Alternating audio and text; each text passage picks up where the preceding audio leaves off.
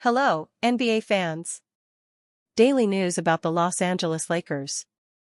I'm a fan of the Lakers show and I hope you'll subscribe to the channel and give it a like. The Lakers have a strong roster, with Luka Doncic, LeBron James, and Austin Reeves as their third scoring force. They have a great center, along with the talent of Rui Hachimura, and the strong defense of Marcus Smart. Even so, NBA analysts have said that the Lakers aren't a playoff team because they don't have many options in the rotation and risk having key players like LeBron James and Marcus Smart miss many games due to injuries. I understand that the Lakers have a good roster for a playoff run and, with some upgrades, could reach the Western Conference and NBA Finals. However, some analysts insist that the Lakers will be a failure in the 2025 to 2026 season and that this team is not a championship favorite and is a play-in team. NBA Insider predicts Lakers will take a step back in 2025 to 26.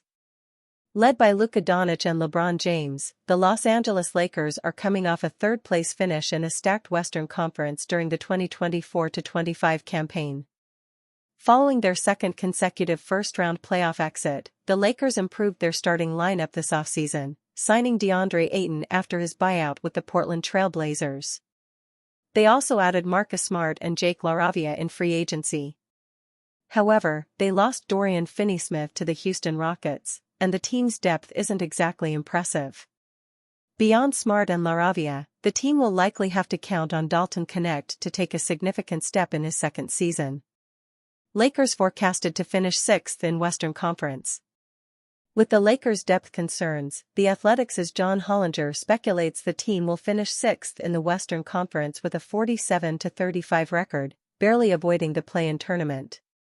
All that means this team might have a puncher's chance at winning a couple of rounds in the playoffs when they can lean on their best players for 40-plus minutes a night, he wrote.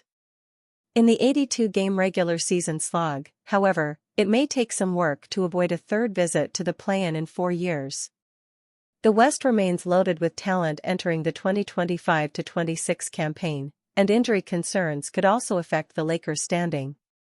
Ayton and Smart have both been injury-prone in recent seasons, while James is entering his 23rd season and may end up missing time over the course of the year. All in all, Los Angeles' direction remains uncertain. With James entering the final year of his contract, the franchise appears to be teetering between attempting to contend and building for the future with Doncic. Gilbert Arenas says LA Lakers only met one of LeBron James and Luka Doncic's demands this summer. On paper, the Los Angeles Lakers have one of the most talented teams in the NBA. There aren't many NBA duos better than that of LeBron James and Luka Doncic for the Los Angeles Lakers. On top of that, the Lakers have also addressed major flaws in their lineup with the signings of DeAndre Ayton and Marcus Smart. Ironically, Gilbert Arenas feels that's the biggest reason behind the rumored conflict between James and the Lakers.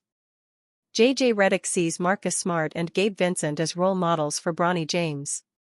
Bronny James remains one of the more intriguing pieces on this Los Angeles Lakers roster. The son of LeBron James has shown a lot of growth through his rookie season and was impressive throughout Summer League as well, leading some to wonder whether he could potentially crack JJ Redick's rotation in his second season. While Bronny will never reach the heights that of his father, he does have potential to be a solid role player who thrives on defense and as a secondary creator. And he has a couple of veteran players on the Lakers roster to learn from who play that exact role are Marcus Smart and Gabe Vincent. Following a recent Lakers practice, Redick spoke about Smart and Vincent being role models for Bronny, and leaders overall on the team, noting that being mentors is something the coaches have spoken to them about. Huge.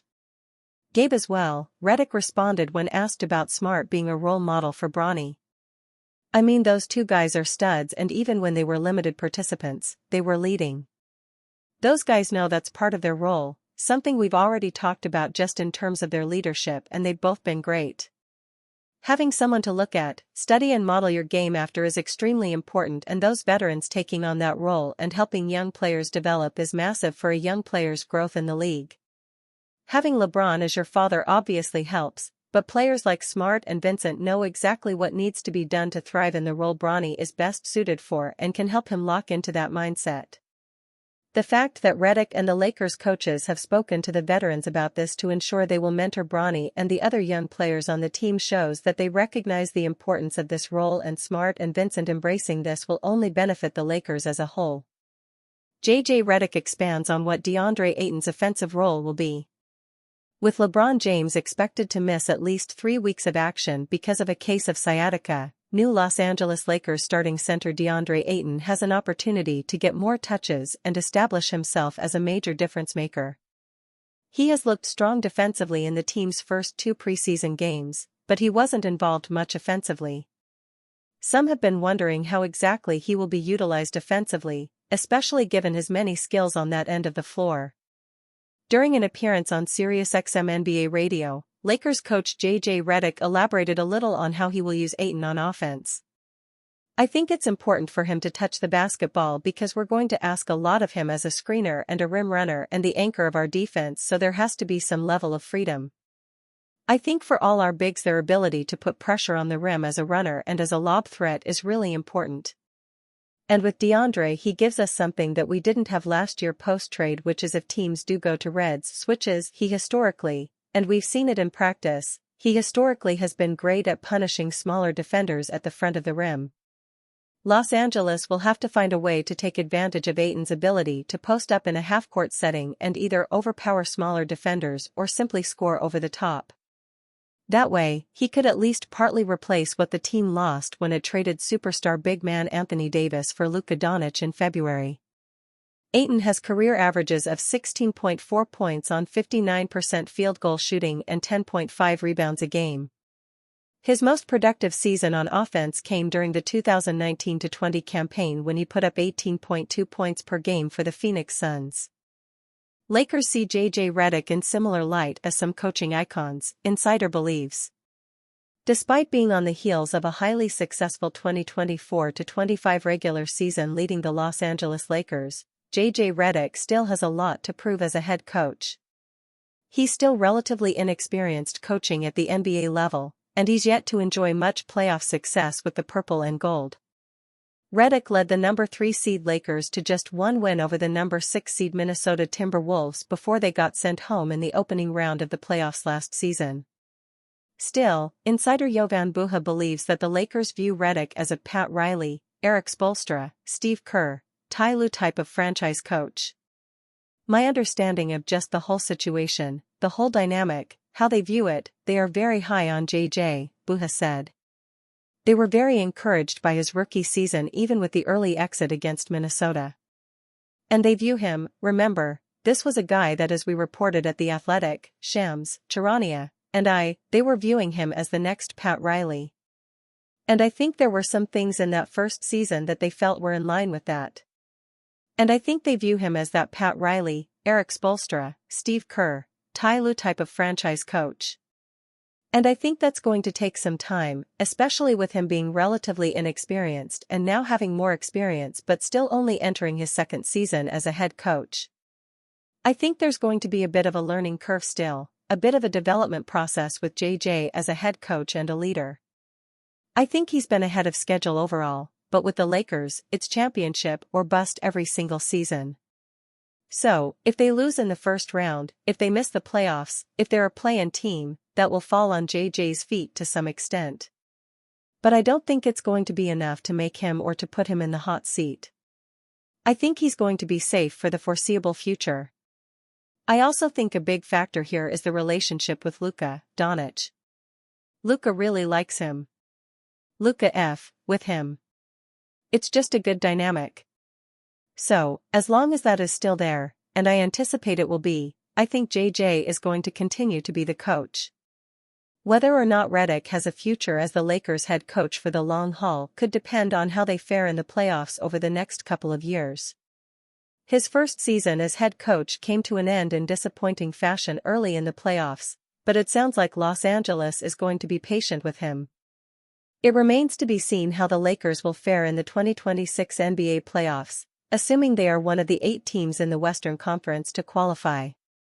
Perhaps Los Angeles's first-round exit last season has given Redick a better understanding of how to win at a high level, and he will lead the team deep into the playoffs. Plus, for as much as coaching matters in the NBA, Redick can only do so much and ultimately can't step on the floor for the Lakers.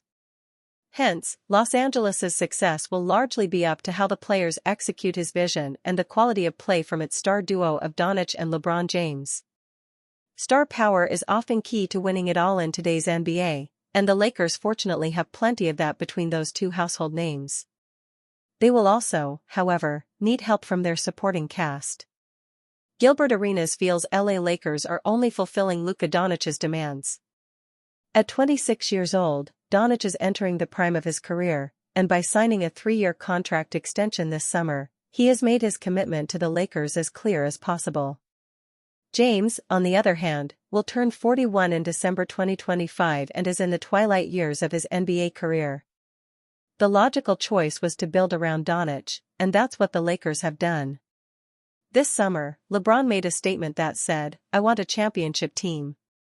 Luka said he wanted these types of players. Arenas began on his show. He added, "Who got what? We got some lob threats, but we didn't get any championship contending players. The only thing LeBron got was sciatica." Adou Thiero progressing to on-court work will be re-evaluated in 2 to 3 weeks. The Lakers finally gave an update on Adou Thiero, who is progressing but will be out at least another 2 to 3 weeks. After playing the guessing game for much of the preseason, the Lakers finally released a firm update on Adou Thiero on Tuesday. The second-round pick has experienced improvement in his knee swelling and will progress to doing on-court work, but won't be re-evaluated for another 2 to 3 weeks, the team said. It's been a wild, frustrating journey to get a real update on Thiero's status this preseason. After not playing in Summer League, the Lakers said he'd be ready for training camp. He was, in fact, not ready for the start of training camp and has not played in any games yet. All that being said, he has still been on the court some this preseason, at least enough to impress head coach J.J. Redick. At least now, we have a concrete idea of where Thiero is in his recovery, even if it's pretty far off from where the Lakers said he would be at this point. This probably shouldn't come as a surprise considering the Lakers' history of injury updates, with this being the latest. Thiero being multiple weeks away means he's going to start well behind the curve in his rookie season and will be forced to play catch-up. And considering he missed the preseason entirely, it wouldn't be a surprise to see him working with South Bay in the G League early in the year, too. It's frustrating to be at this point and to see him injured, but at least Thiero is improving and we know when to expect him back. Lakers' J.J. Redick says $18 million first-rounder is outscoring Austin Reeves, Luka Doncic in training camp. The Los Angeles Lakers are gearing up for the regular season, and several players will need to step up, with LeBron James expected to miss the first couple of weeks. LA is looking to bounce back after a disappointing end to last season. One player in particular, second-year guard Dalton Knecht, is trying to prove his worth after a rough summer league showing. The guy did too much after the season. And I think in summer league, he was burned out. He was coming in here at 5 a.m., getting shots up, then doing 2 workouts with our summer league staff and in the weight room, Lakers head coach J.J. Redick said. Knecht has been the subject of trade rumors throughout the offseason following an up-and-down rookie year. Dalton Knecht was almost banished to Charlotte midway through the 2024-25 NBA season for the Los Angeles Lakers. The second-year scorer may be able to avoid a fate so heinous this season, but it is tough to imagine him avoiding a trade altogether once Rob Pelinka gets going in 2025-26, Lake Show Life's Svatoslav Revanchuk wrote. While his summer league performance was underwhelming and he appears to be one of the more expendable players on the roster, Redick recently revealed something surprising. Knecht has statistically been the most consistent scorer in preseason practices. J.J. Redick says Dalton Knecht has had the best offensive training camp out of any Lakers player. They track the data and he's scored 42 points more than any other teammate in live play and at about a 60% shooting clip. But Redick says Knecht's ceiling will be up to his defense, Lakers insider Dave McMenamin posted. If Knecht wants meaningful minutes under Redick this season, he'll need to execute defensively. The second-year player is entering a crucial year where he must show growth on both ends of the floor. To post such a scoring gap on a team as deep and well-rounded as the Lakers is impressive. Now, Connect just needs to find a way to carry that success into actual game situations.